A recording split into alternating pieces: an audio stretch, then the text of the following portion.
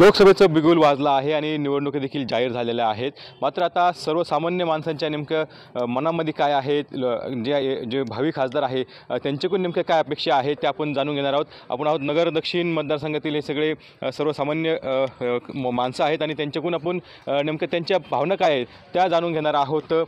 काय सांगा आता निवडणुका आता जाहीर झालेल्या आहेत, नेमकं तुमच्या भावना काय आहे, येणारा जो खासदार आहे त्याच्याकडून नेमक्या अपेक्षा काय आहे? येणारे खासदार आहे त्यांच्याकडून ही अपेक्षा आहे की नगर शहरासाठी जो विकास हवा आहे, म्हणजे रस्ते, इंडस्ट्रियल एरिया, आपल्या कंपनीज हव्या आहे किंवा मग इथलं जे बेरोजगार मुलं जे लोक आहे त्यांना नोकऱ्या भेटा आपल्या शहरातच, हीच अपेक्षा त्यांच्याकडून आहे. काय सांगा आता नेमकं तुमच्या अपेक्षा काय आहे, कसं असलं पाहिजे खासदार, काय त्यांनी नेमके कामं केली पाहिजे? सगळ्यात महत्त्वाचं आपला खासदार सुशिक्षित असावा.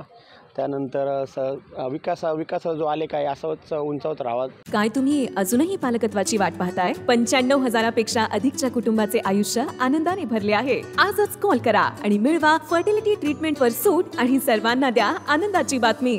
आणि महागाई दर कमी व्हायला पाहिजे आणि बेरोजगारी जो विषय आहे, बेरोजगारीला कोणीच त्या गोष्टी लक्ष देत नाही. तर आपल्या येणाऱ्या खासदाराकडून ती एक मुख्य अपेक्षा राहील की त्यांनी बेरोजगारी वर लक्ष देऊन जास्तीत जास्त सुशिक्षित मुलांना रोजगार द्यावा.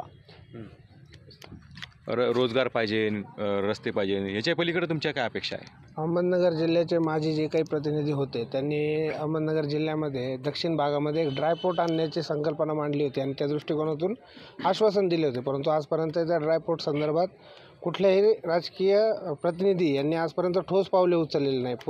पुणे ते नगर याच्यामध्ये जो आपल्याला ट्रॅफिकचा प्रश्न भेडसावतो, तर दौंडचा रेल्वेचा कॉड मार्गही पूर्ण झाला, परंतु दौंड ते नगर, पुणे ते नगर अशी एक थेट रेल्वे जी आपल्या पुण्याला जाणाऱ्या सर्वसामान्य नोकरीच्या निमित्ताने, कामाच्या निमित्ताने जे लोक जातात त्यांना ते रेल्वे मार्गाने जाणं सोयीचं होईल आणि जी वाहतूक समस्या आहे पुण्याजवळ गेल्यावर ती कमी होईल.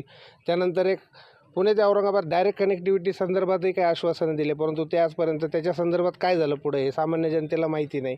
MIDCचा प्रश्न असेल, पुढील 25 वर्षाची भविष्यातली लोकसंख्या बघून अहमदनगर शहराला पाणी, रस्ते, नियोजनबद्ध रस्ते, आज आपण पाहतो कुठल्याही रस्त्याला जातो मी, रस्ताही व्यवस्थित नाही आणि तो नियोजनबद्ध नाही, त्याची रुंदी व्यवस्थित नाही, वाहतुकीची समस्या निर्माण वेळोवेळी होती. याच्या समस्या ह्या दूर झाल्या पाहिजेत.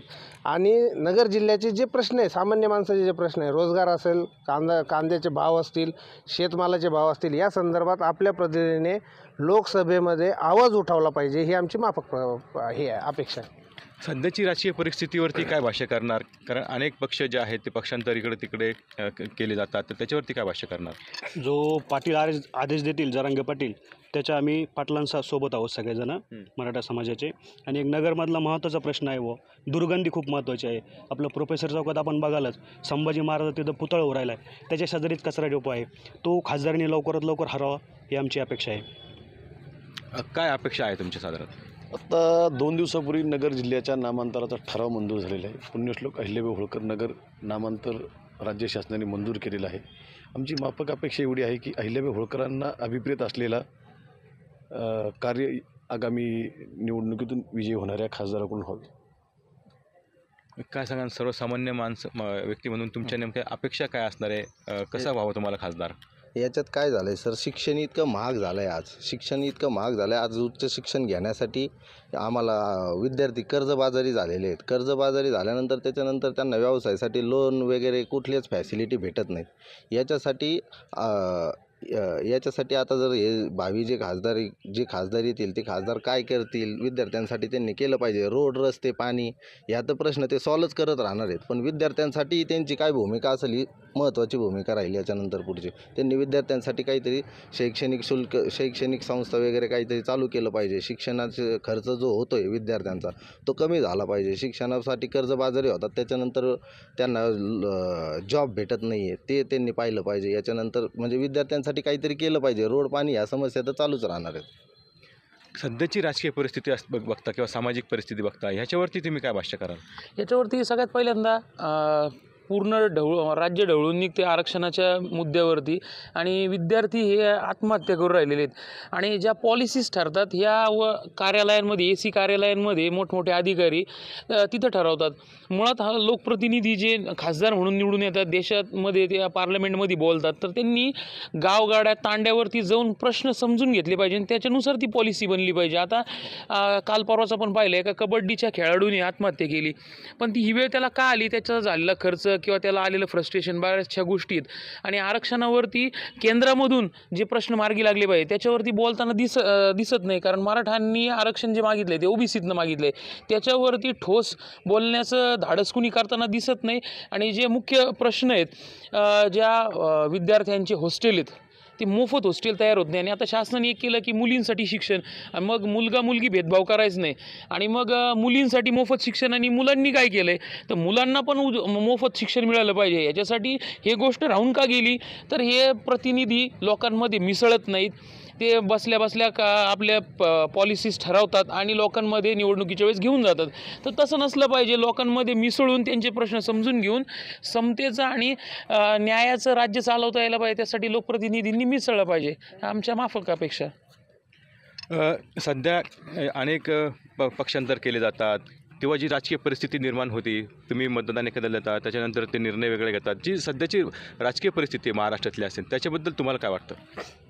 नाही आहे खरे पाहता आपण जे बघतोय सध्या महाराष्ट्रामध्ये एक विचित्र परिस्थिती तयार झाली आहे.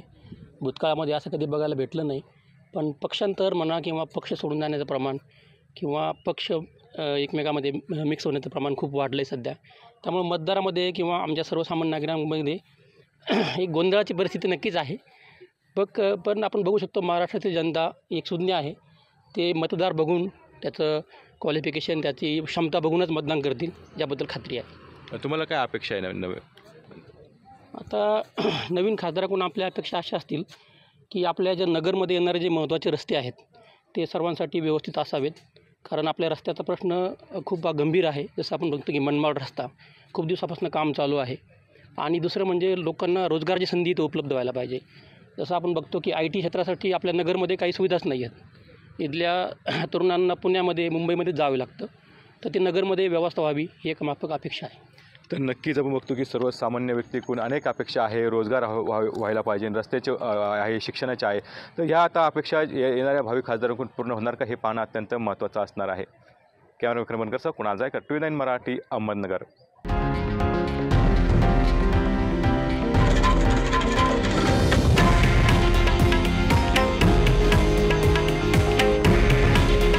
हे आहे देशातील नंबर 1 न्यूज नेटवर्क आणि आपण पाहत आहात TV9 मराठी. काळजी तुमची, हित महाराष्ट्राचं.